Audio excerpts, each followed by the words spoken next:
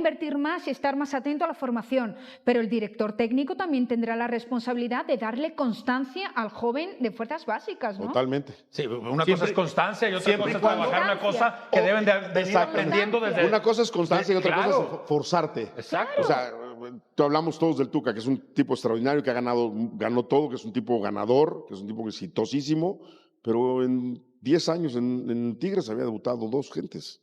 Entonces no le interesaba jugar con menores. ¿Cuál es el problema? Si a mí como técnico sí me gusta jugar con menores y al Tuca no. ¿Cuál es bueno, el Tuca que no ponga? Yo los pongo a todos. ¿Cuál es el problema? Habrá otro técnico también que no le guste jugar y habrá otro que mezcle. Bueno, el problema es que no se le da oportunidad al joven mexicano. Sí se le da. La bronca es del jugador que llegue bien preparado para competir con todos los que están llegando, que está mal, como dice, muchos extranjeros sí está mal, pero bueno, tenemos que, hoy está así, no van a cambiar. Oye, Miguel, y tú como técnico de la Liga Mexicana, ¿tienes cierto número de extranjeros? ¿Sí o sí los ocupas o no es obligatorio? No es obligatorio. Tienes 9. ¿Sí? Tienen que jugar 7 y 2 en la banca. Sí, pero digo... Pero yo cuando llegué a la América... Si tú hoy llegas al Atlante y dices, bueno, tengo 9 plazas de extranjero, sí o sí las ocupo. Las puedes o no ocupar, las puedes llenar o no, pero si no las ocupas también estás en desventaja. Porque a un equipo que está en formación, si llegas a un equipo formado, no. Porque al final, en la América que yo dirigí, había importantes, 3 extranjeros. Claro. 3, no había más. O sea, los demás eran mexicanos. Por eso me llevo a la América a buscar el boleto, porque había mucho mexicano. Y no es que en ese momento se dio así. O sea, no digo que la América yo lo puse mexicano. Ya yo lo agarré y dije, me quedo con todos y fui reforzando lo que necesitaba. Pumas, en su momento, llegó un momento en que eran 1 o 2 extranjeros y eran puros mexicanos. Sí. Y no hablemos de Chivas, porque Chivas, obviamente, son historias de puros mexicanos. Pero los equipos que realmente forman jugadores, Pachuca y Santos, que eran los últimos, de los últimos 10 años, los que más formaron jugadores, su base más fuerte era mexicana. Entonces, yo digo que sí se puede trabajar, pero tienes que buscar a un técnico que le guste poner los jóvenes, que no tenga miedo de poner jóvenes. Es que ese es el punto. Hay muchos técnicos y muchos los extranjeros que llegan también de técnicos, pero a veces se la van a jugar trabajar, con experiencia. Y tienen su idea de formación del equipo, 5-4-1, 5-3-2, la formación que ustedes quieran. Y yo digo, bueno, pues tengo 9 extranjeros, uso 7, porque puedo usar 7. No vayamos lejos. ¿Cuántos extranjeros había con ustedes? Lo acabo de decir. 1, 2. ¿Cuántos extranjeros jugó la final Pumas? No, ya 8. Casi todos. 8. Sí. 8, porque la regla les permitió poner uno más, porque si iban, no tenía ningún llamado, tuvieron un llamado pero a la selección. ¿No crees, Miguel, 8. que esa ha sido la diferencia? O sea, teniendo tú esa opción de traer extranjeros, muchos equipos que trabajaban bien en fuerzas básicas lo han dejado de hacer. Entonces, ese es el problema también en el fútbol mexicano. Les han encontrado la llave de vender también al extranjero. Y desafortunadamente en México, lo vimos con el Chiquito Sánchez y lo veremos hoy con cualquier jugador, Lira, que estaba sonando, que de repente, creo que es mentira, creo que es muy mentira, que Monterrey ofrecía $20 millones por Lira. Lira para el extranjero, ¿cuánto vale? La realidad, ¿cuánto vale? 4, 5. Exagerado, ¿no? Sí. Es un contención, también vayamos a que es un contención. 4 o 5 millones, hizo un gran mundial, 4 millones. Porque además somos mexicanos, hay que ser honestos, todavía no somos argentinos, todavía no somos Brasil, todavía no somos uruguayos. No le digas eso a Aspe porque se enoja. No, es que es la verdad. No le salta. No, dice que el mercado argentino es igual que el mexicano. Puede ser. Son países exportadores. Exactamente. Porque han logrado cosas. Porque han logrado cosas y entonces los países de Europa voltean a ver a los ganadores, a los que ganan la Copa del Mundo, a los que están peleando en la parte de arriba, y normalmente está Brasil, Argentina, Uruguay, están ahí. Y salen más barato que el mexicano muchas veces. Además. Exactamente. Acá, Miguel, a mí lo que me puede preocupar, porque de repente creo que todos nos quedamos con esa ilusión, ¿no? Escuchando y demás. No, sí es un muy buen mundial. Hay una muy buena generación. A ver, llegamos a donde mismo. Es un buen mundial porque nos ilusionó. Bueno, porque en tu selección, cuando los elimina Holanda, fue lo mismo. Sí, se hizo perfecto y nos quedamos con la de Beto. Cuando sucede con Alemania y cuando sucede con Bulgaria, se hizo perfecto. O sea, se llegó a donde mismo y, ojo, con la ventaja de que estabas jugando en tu casa. ¿no? La oportunidad que tuvo entonces, México para ganar de repente, este partido, ¿qué me parece tanto que va a nos ser muy puede... difícil que se Bueno, presente otra vez. ¿cuándo te va a tocar Sí, va a así? ser muy difícil. ¿Qué tanto nos puede estar confundiendo o a los dueños a decir, miren, sí estamos trabajando muy bien, porque miren cómo todo está perfecto, entonces olvídense de todas las cosas que quieren cambiar en la liga. Hicimos un mundial bueno, como que me parece que el de Argentina, cuando se perdió contra Argentina, fue un mundial bueno. El de Holanda, fue muy bueno. El de Bulgaria, el de Alemania, Francia con Manolo fue Es bueno. que también el proceso fue muy malo. Sí, exacto, pero ese ese es el mundial es bueno. problema. Y eso Esto como que disfraza un poquito el tema. Que no fue malo lo que vimos. Además también, vean los rivales que te tocan de local, porque éramos locales donde fuéramos a jugar. Si México pasaba esta reunión, íbamos a Los Ángeles o a Vancouver o a donde ustedes me pongan, no había más local en este mundial que México. Porque a todo Estados Unidos lo sacas de Estados Unidos o de una zona donde no están gringos, los llevas a Los Ángeles contra Argentina o a Miami. Local México. Va a ser local México o va a ser local Argentina. Entonces yo insisto que este mundial México era el más local de todos y sí para mí es un gran bueno precisamente por eso, porque el proceso había sido muy escabroso, porque la ilusión en este equipo no era tan grande y porque como fue dándose los partidos y como fue jugando, aumentando el nivel de juego México, nos ilusionó a todos y desafortunadamente llegamos a lo mismo, con una diferencia, que ya por este equipo ganó en mata-mata y los demás no habíamos ganado en mata-mata o en eliminación directa. Y después de 40 años se logró conseguir eso, ¿no? Lo hizo muy bien, medio tiempo extraordinario, después trabajó como trabaja Javier, tampoco es que hay que llevarnos a otro mundo. Javier ese es el técnico, hace muy bien las cosas, va ganando 1-0, no va a ir a buscar 5 ni 6, bien parado, si se le da el contragolpe, lo va a hacer y si no, no le haces gol. Tuvo 4 partidos sin recibir goles a selección. Pero si no cambiaron las cosas cuando terminó el fracaso, perdón, Clau, de Qatar, ¿no? Que salieron a decirnos que todo iba a cambiar y que incluso iban a buscar pasaportes para los chavos y que se iban a cambiar las pues leyes. ahora que todo está perfecto, menos esperemos, ¿no? Porque parece que la ilusión es que estamos por muy buen camino. Sí. ¿No? He escuchado, entre algunas de las frases, me tengo que ir a pausa, pero no quiero que se me olvide. He escuchado que por los extranjeros se deja de trabajar en las fuerzas básicas. Eso se llama ser vago. ¿Por qué? Porque hay que tener unos buenos productos de gallina para querer trabajar. El ejemplo, por ejemplo, es Pachuca. Fuerzas básicas, trabajan los jóvenes y dan la talla en cada uno de los torneos. Reitero, para trabajar hay que tener productos de gallina y no todos los tienen. Y hay que poner excusitas. Y hoy aquí no se ponen excusitas porque tenemos al mejor. Pausa y continuamos aquí en Cuadro Titular con Miguel El Piojo Herrera y con los compañeros. Hay que hablar de su nuevo equipo, de su regreso a casa. Y hablando de los mejores, lo mejor está en esta casa. Miguel, no me mires porque faltas tú, ¿eh? De momento que te vaya bien con el Atlante, pero si no, aquí te esperamos. Necaxa Atlante, el debut de Miguel Herrera de regreso a su casa jueves 16 de julio, 7 p.m. Absolutamente todo en exclusiva en esta casa, en tu casa, en Fox. Esto es llamado el padre de todos los clásicos. ¿Eso no, Miguel? Es el primer clásico que hubo en el fútbol mexicano, por la historia de los dos equipos, por la tradición. El clásico nacional, que es el mayor clásico, que es América Chivas, y después van haciendo el de Pumas, y luego van haciendo el de Cruz Azul, por los enfrentamientos y todo. Pero este fue el más antiguo, por eso hoy las directivas de Necaxa y Atlante se ponen de acuerdo para poner el padre de todos los clásicos. ¿Qué podemos clásico esperar? Viejo, de antaño. Bueno, de entrega, Atlante, del inicio del torneo. Entrega, determinación, vamos a ir a buscar el resultado. Tenemos un inicio de torneo muy fuerte y es un partido donde podemos empezar a tratar de sumar puntos, porque pues recibimos a América, visitamos a Cruz Azul, recibimos a Toluca, visitamos a los Tigres, o sea... Fácil, Miguel. En medio tenemos el No abras el paraguas, Miguel, eso es fácil, tranquilito. Ya les dije, hago 10 puntos, ya califico derecho, ya no hay... Oye, Miguel, ahora que hablábamos, ¿no?, de los nuevos extranjeros y cómo ha cambiado el fútbol mexicano en estos años, ¿es más difícil ya para equipos como Atlante, que ahora estás al frente, competir realmente por el título? Porque antes siempre ha habido los que tienen más dinero, los que invierten más o los que traen mejores extranjeros, pero antes parecía que estos equipos tenían más armas o más elementos para competir o veías más parejo, ¿no? Y hoy parece que la brecha se ha despegado mucho entre los que mencionan, ¿no? América, Tigres, Rayados, Cruz Azul, Toluca, ahora Chivas. Sí, pero Pumas puso un gran ejemplo el torneo pasado.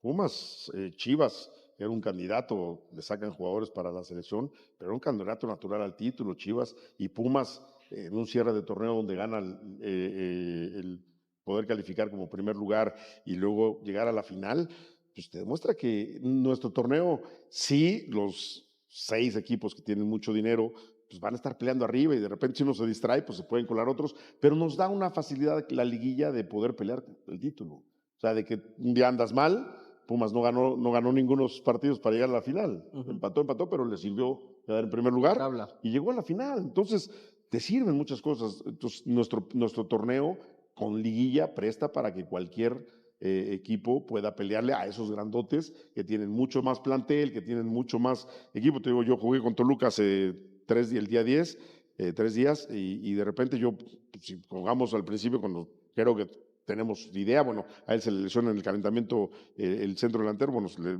siente una molestia, prefiere parar. Y si el capitán de Cruz Azul está jugando sus últimos partidos con la playera celeste sin que nadie lo sepa con certeza, ni siquiera él mismo, esa pregunta flota en el aire, en la noria en medio de una semana donde el club campeón parece estar sentado sobre una bomba de tiempo con varias mechas encendidas al mismo tiempo. Hay un capitán que podría emigrar en cualquier momento, un lateral que no llega, un delantero uruguayo que dice que quiere quedarse pero no suma minutos, un arquero que casi se va a Sudamérica sin que nadie del club lo confirmara, y un estadio histórico que corre contra el reloj para reabrir sus puertas. A días del arranque del torneo Apertura 2026. Joel Wiki tiene sobre la mesa decisiones que van a definir si Cruz Azul defiende su corona con la base que lo hizo, campeón o con parches armados a último momento. Antes de entrar de lleno en cada tema, les dejamos una invitación, lean hasta el final, porque el orden en que fuimos acomodando esta información no es casual, y al cerrar les vamos a preguntar directamente cuál de estos 5 frentes les preocupa más como aficionados. Dejen su like si quieren que sigamos cubriendo día a día cada movimiento del mercado celeste. Y ya en los comentarios cuéntenos con qué temas se quedan más inquietos. Lo particular de esta semana es que ninguno de estos 5 frentes se puede analizar de manera aislada. Lo que pase con Lira va a condicionar el mediocampo, lo que pase en la lateral derecha va a condicionar el sistema defensivo. Y lo que pase con el estadio va a condicionar el ánimo colectivo del plantel en el Daviu. Por eso vale la pena leer esta nota completa y no quedarse solo con el titular que más les llamó la atención al entrar. Vamos a empezar hablando primero sobre el asunto que más desvela a la afición celeste en este momento. El futuro de Eric Lira se convirtió en la novela central de este mercado de pases para Cruz Azul. Y todo indica que todavía falta más de un capítulo antes del desenlace. El mediocampista, pieza clave de la selección mexicana en el Mundial de 2026. Terminó el torneo como uno de los nombres más atractivos para clubes de Europa y de la MLS, y en México ya se habla de ofertas millonarias sobre la mesa. Su regreso a los entrenamientos en la noria no calmó las dudas, porque su continuidad sigue sin definirse del todo. Fue el propio Wiki quien salió a poner paños fríos, o al menos a intentarlo, en el programa Línea de 4 de TUDN. El entrenador dejó en claro que, como club y como cuerpo técnico, les encantaría que Lira cumpliera su sueño de emigrar. Pero fue tajante al pedir que si alguien lo quiere, presente una oferta formal y no se quede solo en rumores. Mientras tanto, subrayó, el jugador le pertenece a Cruz Azul y así se va a manejar la situación. Esa frase resume bastante bien la postura institucional, no le van a cerrar la puerta a Europa. Pero tampoco van a rifar a uno de sus futbolistas más importantes sin que llegue a algo concreto. Se sabe, además, que Lira ya rechazó una propuesta proveniente del Copenhague y que continúa esperando otras opciones desde el continente europeo. Lo cual demuestra que el jugador tiene paciencia y que no va a aceptar cualquier cosa con tal de salir. Lo llamativo es que, pese a toda esta incertidumbre, el capitán ya se reintegró a los trabajos con el plantel y todo indica que estará disponible para Wiki en el arranque del torneo. El propio técnico lo confirmó, señalando que Lira ya entrenó con el grupo y que, si las condiciones lo permiten, va a jugar en la primera jornada. Eso abre una pregunta que nadie se anima a responder con certeza todavía, y es si esos serán los últimos minutos de Lira con la camiseta celeste antes de una eventual salida. Lo más interesante de todo este culebrón es que Hickey ya tiene pensado un plan de contingencia por si el mediocampista finalmente se marcha. El estratega explicó que, si Lira sale por una buena oferta, no habría mayor inconveniente en cubrir esa posición con Amaury García, complementado por Agustín Palavecino, Charly Rodríguez y el propio Luca Romero. No se trata de buscar un reemplazo uno por uno, sino de redistribuir responsabilidades entre varios futbolistas que ya están en el plantel, lo cual habla de una adaptación colectiva más que de una sustitución directa. Hay algo que llama bastante la atención en la manera en que Hickey está llevando este tema. En lugar de generar pánico o negar la posibilidad de la salida, el técnico eligió hablar con transparencia y mostrar que ya tiene un plan B armado, algo que en otros vestuarios suele manejarse con mucho más hermetismo. Dicho esto, cuesta imaginar que la ausencia de un mediocampista de la jerarquía de Lira, con la conducción y la lectura de juego que mostró en el Mundial, se resuelva sin ningún costo futbolístico solo repartiendo minutos entre 4 jugadores distintos. Conviene recordar el contexto en el que se da toda esta situación. Cruz Azul llega como campeón vigente, y en ese tipo de escenarios el mercado siempre se vuelve más agresivo con los futbolistas que acaban de ganar un título, porque los clubes interesados saben que están observando a jugadores en su mejor momento de cotización. A eso hay que sumarle el efecto mundial, que multiplicó la exposición internacional de Lira frente a ojeadores y directores deportivos que antes quizás ni siquiera lo tenían en el radar. Esa combinación de factores explica por qué el interés no es un rumor pasajero, sino algo que se sostiene semana tras semana. También hay que ser justos con la postura del club. Cruz Azul no está actuando de manera desesperada ni cerrando negociaciones a las apuradas, algo que en el pasado le costó caro en otros procesos de venta de jugadores importantes. Esta vez, la exigencia de una oferta formal antes de siquiera sentarse a negociar parece un aprendizaje de errores anteriores. Y eso es algo que merece reconocerse, más allá de que la indefinición termine generando ansiedad entre los aficionados que quieren saber cuanto antes con qué mediocampista van a arrancar la temporada. Ya que hablamos de piezas que podrían moverse en el mercado, ahora vamos a hablar de una posición que sigue generando dolores de cabeza en Cruz Azul, la lateral derecha. Desde la salida de Jorge Sánchez, ese costado quedó debilitado y, a pocos días del arranque de la Apertura 2026, el club todavía no ha cerrado un refuerzo para esa zona de la cancha. Ante esta realidad, Hickey decidió no esperar más y trabajar con las piezas que ya tiene disponibles. El técnico respaldó públicamente a Jeremy Márquez como la solución inmediata para esa posición, la misma que el jugador ocupó durante la liguilla del pasado torneo Clausura 2026, y al mismo tiempo dejó abierta la puerta para que futbolistas de la cantera puedan sumar minutos ahí si la necesidad lo exige. Todo parece indicar que Cruz Azul va a arrancar el torneo improvisando en una posición que, en teoría, debería estar mucho más resuelta a esta altura de la pretemporada. Eso sí, el mercado sigue moviéndose y varios nombres han sonado como posibles refuerzos para esa banda. Uno de ellos es Julián Araujo, cuya posibilidad se fue enfriando con el paso de los días, ya que el futbolista tendría la intención de permanecer al menos una temporada más en Europa. Otro nombre que generó bastante ruido fue el de Kevin Álvarez, sugerido por Adrián Esparza en el podcast de Emanuel Villa. Tito Villa fue claro al advertir que la llegada de Álvarez generaría polémica, porque nadie sabe con certeza qué versión del jugador vería Cruz Azul, la que tanto esperó el América o la que brilló en Pachuca. Con apenas 27 años y con experiencia como titular en Qatar frente a Argentina, Álvarez viene arrastrando un momento complicado marcado por problemas fuera de la cancha y lapsos de concentración que preocupan. En esa misma conversación surgió el nombre de Denzel García, un jugador mexicano formado en las categorías inferiores de Cruz Azul que hoy milita en Juárez.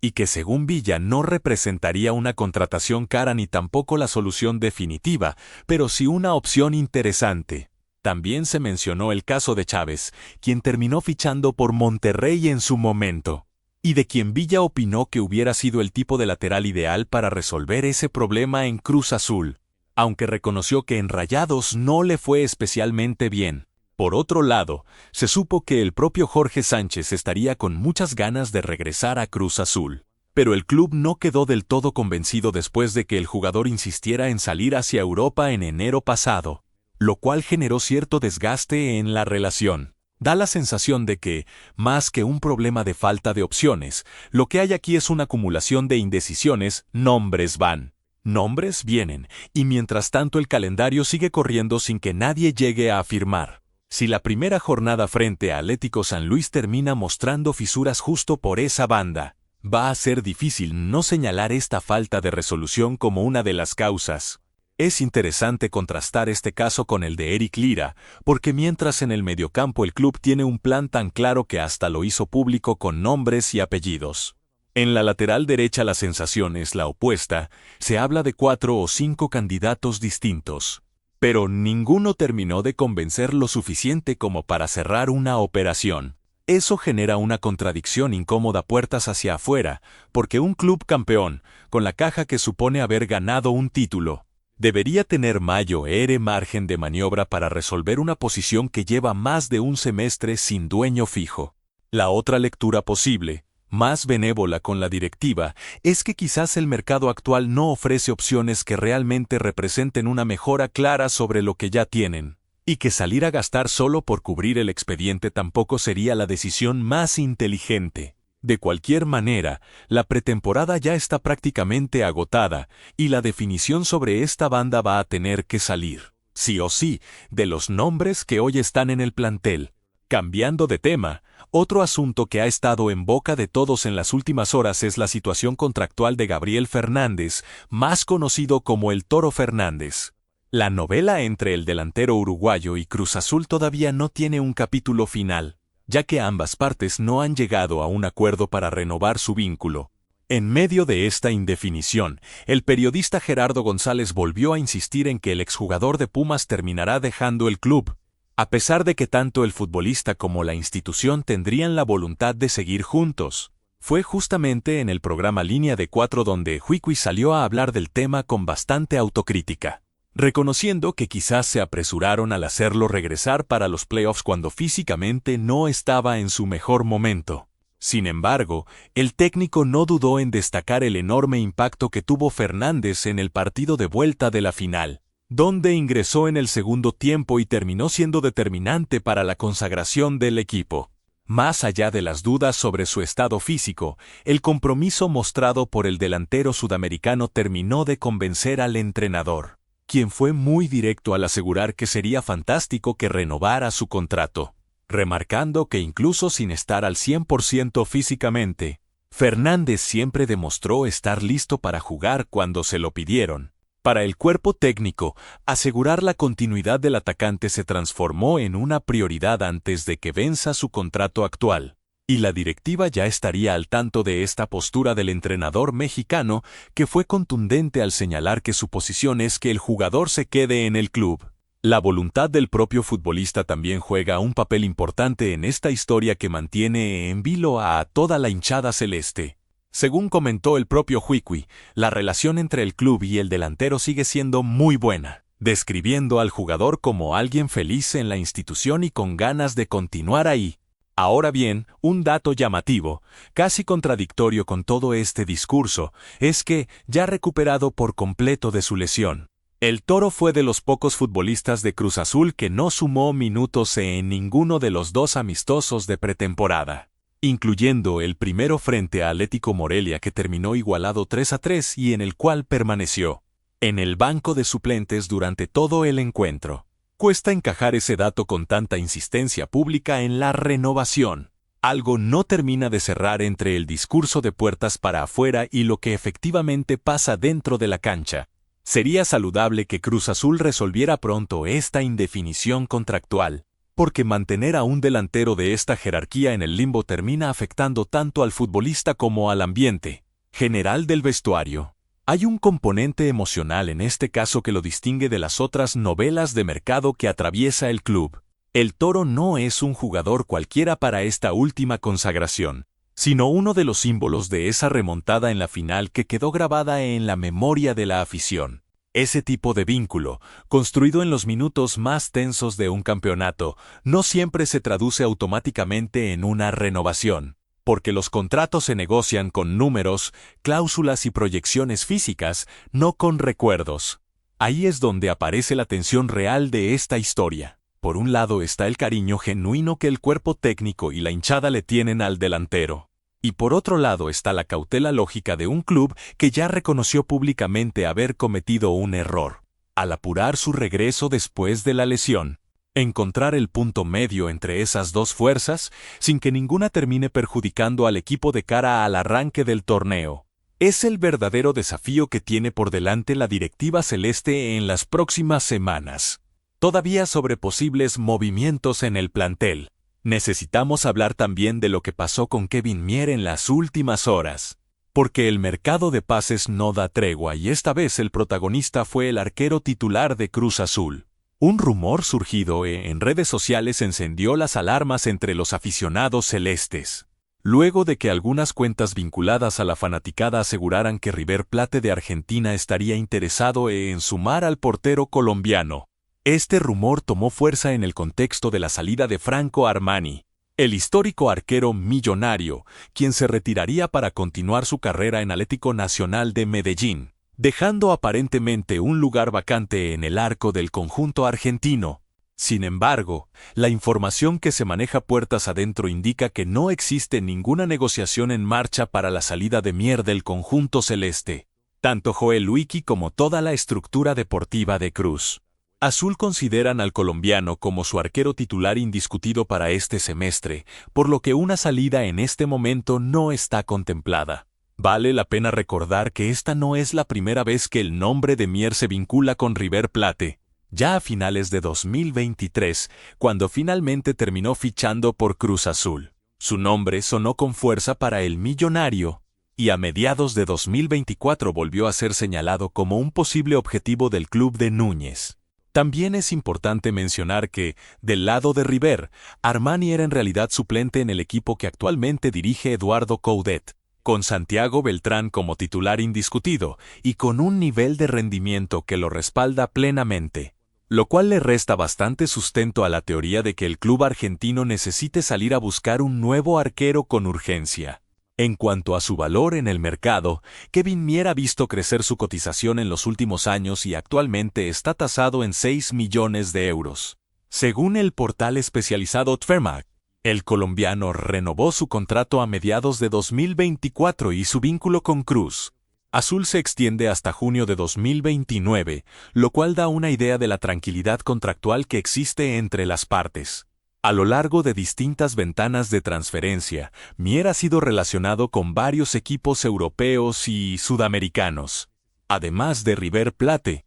En la ventana de verano de 2025 su nombre apareció ligado tanto al FC Porto de Portugal como al Galatasaray de Turquía. En marzo de 2024, el Brighton y Hove Albion de la Premier League también habría mostrado interés en el arquero. Y en diciembre de ese mismo año, tras una temporada sobresaliente bajo el mando de Onmi, su nombre llegó a sonar incluso para el Bayern Múnich de Alemania. Más que motivo de preocupación, esta lista interminable de pretendientes parece funcionar como una especie de termómetro del nivel que Mier ha sostenido en los últimos años, y mientras Cruz Azul mantenga esta postura firme de no negociarlo, la afición puede quedarse tranquila sabiendo que su arquero titular seguirá bajo los 3 postes al menos durante este semestre. Vale la pena detenerse un segundo en cómo se originó todo este episodio, porque es un buen ejemplo de la velocidad con la que un rumor sin fuente oficial puede instalarse como si fuera un hecho consumado. Bastaron un puñado de publicaciones de cuentas de aficionados sin ningún respaldo periodístico serio detrás, para que el nombre de Mier terminara asociado a una salida hacia Sudamérica en cuestión de horas. Esto habla, en parte, de lo sensible que está la afición celeste en este mercado, dispuesta a creer casi cualquier movimiento después de una temporada donde ya vieron salir a piezas importantes como Jorge Sánchez. También deja una enseñanza para quienes siguen de cerca la actualidad del club. Conviene esperar la confirmación de fuentes con acceso real a la información antes de dar por hecho un fichaje o una salida, porque en el fútbol mexicano los rumores de redes sociales muchas veces se mueven más rápido que la realidad contractual. Ahora vamos a hablar de un tema que se sale un poco del terreno estrictamente futbolístico, pero que es igual de importante para el futuro inmediato de la institución, el regreso de Cruz Azul al Estadio Ciudad de los Deportes. El club ya se encuentra trabajando activamente para volver a este recinto histórico y corre contra el reloj para conseguir la aprobación correspondiente por parte de la Liga México en una carrera que, de no cerrarse a tiempo, podría obligar al equipo a arrancar el torneo lejos de su casa. En medio de la incertidumbre que rodeaba el tema del estadio, la directiva celeste avanzó con las negociaciones formales y ya se encuentra en una etapa considerablemente adelantada del proceso. De hecho, el equipo de trabajo de Cruz Azul ya se encuentra interviniendo directamente sobre el terreno de juego, que según se ha informado, todavía presenta algunos detalles que deben mejorarse antes de que arranque oficialmente el torneo, lo cual deja claro que la aprobación no está garantizada al 100% y que cualquier observación de última hora podría complicar los planes. Con el inicio de la competencia cada vez más cerca, en la máquina esperan que la inspección correspondiente resulte favorable para poder regresar lo antes posible a su estadio histórico, un lugar que tiene un enorme valor simbólico para la afición celeste y que representaría un impulso anímico importante de cara al arranque de la defensa del título. No conviene subestimar este tema solo porque no involucra fichajes ni contratos de jugadores. Jugar de local en un estadio propio, con toda la carga emocional e histórica que representa el Ciudad de los Deportes, puede terminar siendo tan determinante como cualquier refuerzo.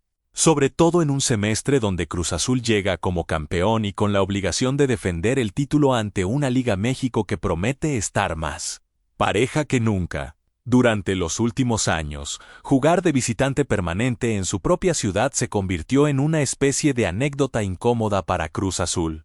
Un club que supo tener una de las hinchadas más numerosas del país y que, sin embargo, se vio obligado a prestar su localía en escenarios que nunca terminaron de sentirse como propios. Recuperar el Ciudad de los Deportes no es solo una cuestión de comodidad logística, sino una forma de reconstruir una identidad futbolística que quedó en pausa. Si la inspección de la Liga México se demora o encuentra observaciones que obliguen a posponer el regreso, el impacto no sería solo administrativo. También le quitaría al plantel ese empujón anímico que representa debutar como campeón defendiendo el título en la casa, que la propia gente de la máquina reclama desde hace tiempo. Como se puede ver, la previa del torneo Apertura 2026 para Cruz Azul está lejos de ser tranquila.